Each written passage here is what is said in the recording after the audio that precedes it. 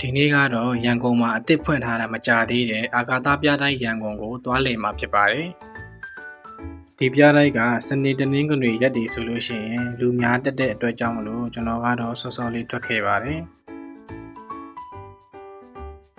ပြတိုက်ကမနက်၈နာရီခွဲဆိုလို့ရှိရင်လက်မှတ်တွေစရောင်းပေးပါပြီ။ဒါကတော့ကျွန်တော်နောက်ကလူတန်းရှိဖြစ်ပါတယ်။လက်မှတ်စင်းလုံးတွေကကလေး900လူကြီး1500ကျပ်ဖြစ်ပါတယ်။ပြတိုက်ကိုစဝင်တာနဲ့ပထမအဦးဆုံးတွေ့ရမှာကအာကာသယာဉ်မှူးဝတ်စုံတွေဖြစ်ပါတယ်။ဒီနေရာမှာရုရှားနဲ့တရုတ်ကအာကာသယာဉ်မှူးဝတ်စုံတွေကိုပြသထားပါတယ်။နောက်ထပ်ပြကွက်တစ်ခုကတော့အာကာသယာဉ်ပုံစံငယ်တွေဖြစ်ပါတယ်။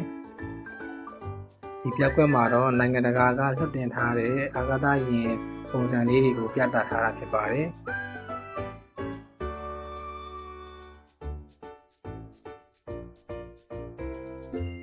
ဒီပြကွက်ကလေးကတော့ကလေးတွေတော်တော်စိတ်ဝင်စားတဲ့ပြကွက်လေးဖြစ်ပါတယ်။ရှောင်းလန်းတစ်လျှောက်မှာလည်းဒီလိုမျိုးဒုံးပြန်ရင်ပုံစံငယ်လေးတွေပြသထားပါတယ်။ရှောင်းလန်းရဲ့တခြားတစ်ဖက်မှာတော့ဗဟုသုတရပွဲအကြောင်းအရာတွေကိုပြသထားပါတယ်။ဒီ VR simulator လေးကတော့ပြတိုက်မှာလူစိတ်ဝင်စားတဲ့နေရာတစ်ခုဖြစ်ပါတယ်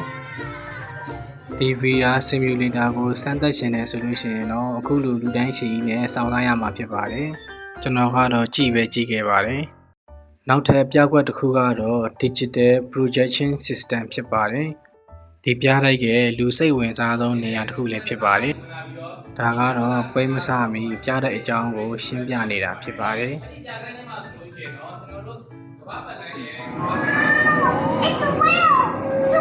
ဒီပြကွက်ကိုကြည့်ရတဲ့ feeling ကတော့အရန်ကိုမိုက်ပါတယ်။ဒီပြကမ်းမှာတော့အင်္ဂါနေ့ကနေတနင်္ဂနွေနေ့အထိအစီအစဉ်တစ်မျိုးစီကိုပြသပေးပါတယ်။ဒီလိုလေ့လာခြင်းဟာအဝေးကြီးမှာရှိနေတဲ့ကမ္ဘာတစ်တွေရဲ့ပြည့်ဝချက်တွေကိုဖော်ထုတ်တဲ့နေရာမှာတနင်္ဂနွေနေ့မှာပြသတဲ့အစီအစဉ်ကတော့ဒီသုံးမအောင်တူကြီးကျေအဆူလေးဆိုတဲ့အစီအစဉ်ဖြစ်ပါတယ်။ဒီအစီအစဉ်ကိုကြည့်နေရင်ကျွန်တော်တို့တွေကိုယ်တိုင်အာကာသထဲကိုတကယ်ရောက်သွားတဲ့အတိုင်းခံစားရပါတယ်။နီးနီးကပ်ကပ်လေ့လာပြီးဒီအစီအစဉ်တစ်ခုစီကိုအချိန်30မိနစ်စီကြာပါတယ်။ဂျူပီတာဂျုံနဲ့စနေဂျိုရဲ့လာအချို့ဟာကြီးမားတဲ့ရေခဲကြီးရေငယ်ကသိပ္ပံစေကုန်းရဲ့ဇလန်းတွေထဲမှာရှိခဲ့တဲ့အရာတစ်ခုဟာအခုဆိုရင်တော့လက်တွေ့အမှန်တကယ်အကောင်အထည်ပေါ်နိုင်တော့မှာဖြစ်ပါတယ်။အင်္ဂါဂျိုပုံမှာ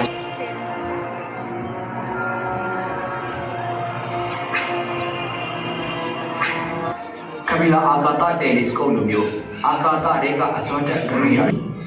ဒီလိုလေ့လာခြင်းဟာအဝေးကြီးမှာရှိနေတဲ့ကမ္ဘာတစ်တွေရဲ့ပြည့်ဝချက်တွေကိုဖော်ထုတ်တဲ့နေရာမှာအကူအညီထောက်ပံ့တွေများစွာရရှိနိုင်ပါတယ်။ဒီပြကွက်ဆိုလို့ရှိရင်အပြင်မှာရန်ကိုကြည့်လို့ကောင်းတဲ့ပြကွက်တစ်ခုဖြစ်ပါတယ်။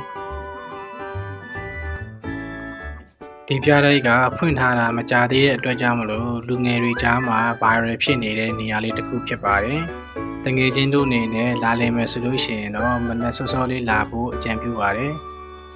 ဒါကတော့17နာရီထိုးနေပြီဖြစ်ပြီးတော့လူတွေကအရှိမအများကြီးတန်းစီနေတော့ဖြစ်ပါတယ်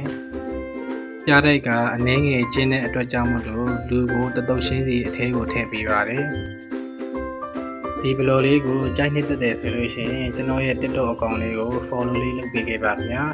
။နောက်ထပ်ဘလော်လေးမှာထပ်တွေ့ကြပါမယ်။ Bye bye